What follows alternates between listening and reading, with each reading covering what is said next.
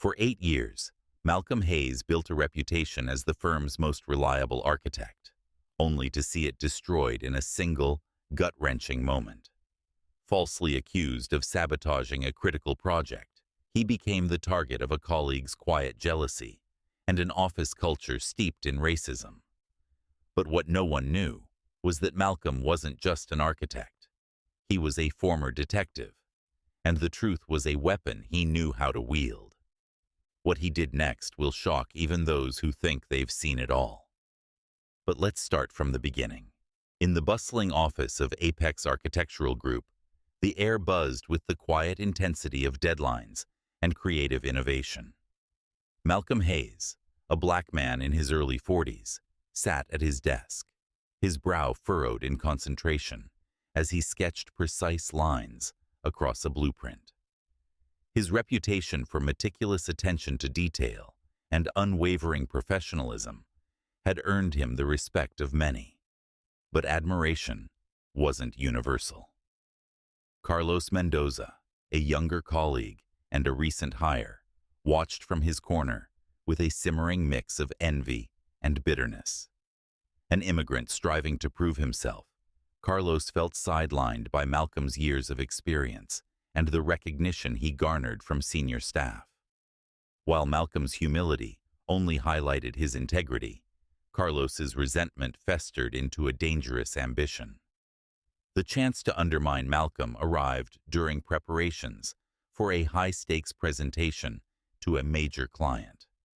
As part of his role, Carlos was granted access to sensitive project data, including digital blueprints and cost analyses. Recognizing an opportunity, he began carefully manipulating files, creating discrepancies that would seem to point directly to Malcolm's work. The day of the presentation dawned, and the office hummed with anticipation.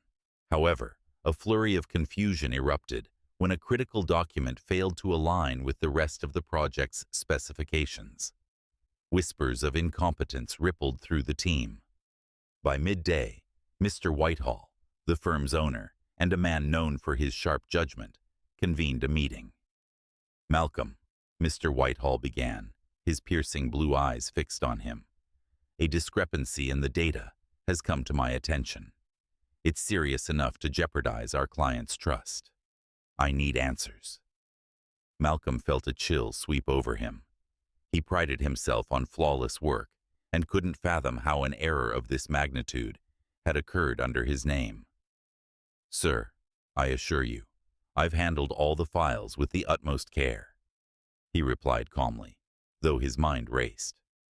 Carlos, seated across the room, leaned forward with an air of concern. "Mr. Whitehall," he said, his tone dripping with faux sincerity, "I've noticed some unusual activity in the file logs.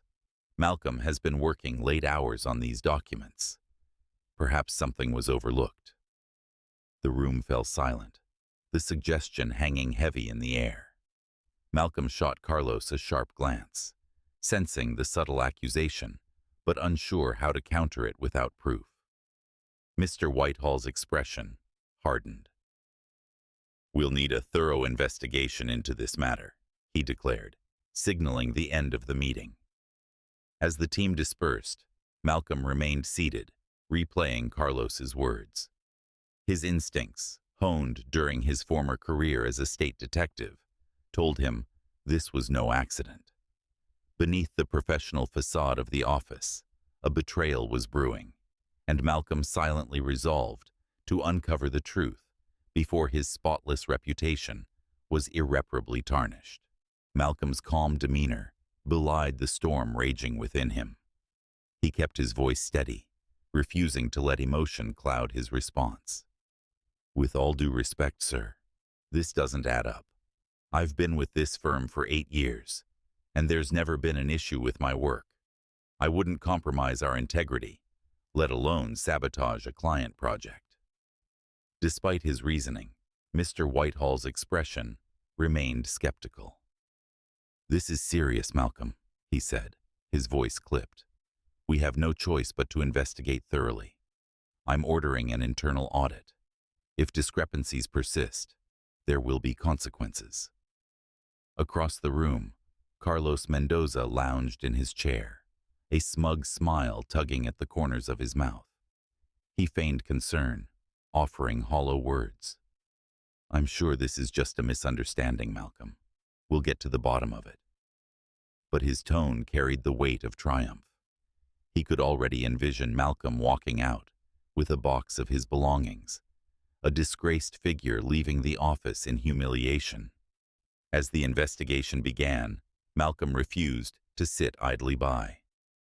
While the IT team pored over file logs and audit trails, his mind sharpened into the tool it once was, a detective's scalpel, cutting through noise to reveal the truth. Years ago, Malcolm had worked as a state detective specializing in corporate fraud. His name had become synonymous with cracking impossible cases, but after a particularly grueling investigation nearly cost him his family, he left the badge behind to pursue architecture, a quieter, more fulfilling career. Or so he thought. Now, his dormant skills awakened. The clues lay in the digital breadcrumbs left by the supposed data breach. Malcolm obtained access to the logs under the pretext of reviewing his own files. He began with timestamps on the flagged documents. Something didn't sit right. The file in question had been edited during hours when Malcolm wasn't logged into his terminal. The system indicated activity from his account during a time he was presenting in a meeting, one that Carlos had also attended. "This breach couldn't have happened during my login times," Malcolm announced during the next meeting, his voice resolute. He laid out his findings with precision, pointing to the discrepancies in the access logs. "Here's the timestamp of the modification," he said, highlighting the data on a printed chart. "And here's my confirmed schedule for that day. It's impossible for me to have made these changes." Mr. Whitehall's expression shifted slightly, his sharp eyes narrowing in thought. "Go on," he said, signaling for Malcolm to continue. "Additionally," Malcolm added, "the IP address used for the edits doesn't match my workstations. I suspect someone with administrative access made these changes and attempted to cover their tracks." Carlos's confidence faltered for a split second before he regained composure. "That's a bold claim, Malcolm," he interjected. "Are you implying someone here is sabotaging you?" Malcolm met his gaze evenly. "I'm implying exactly that." As the room fell silent, the battle lines were drawn, and Malcolm knew the truth was within reach. Malcolm's voice was calm, but his eyes burned with determination. "With all due respect, sir, this doesn't add up. I've worked here for 8 years without a single issue.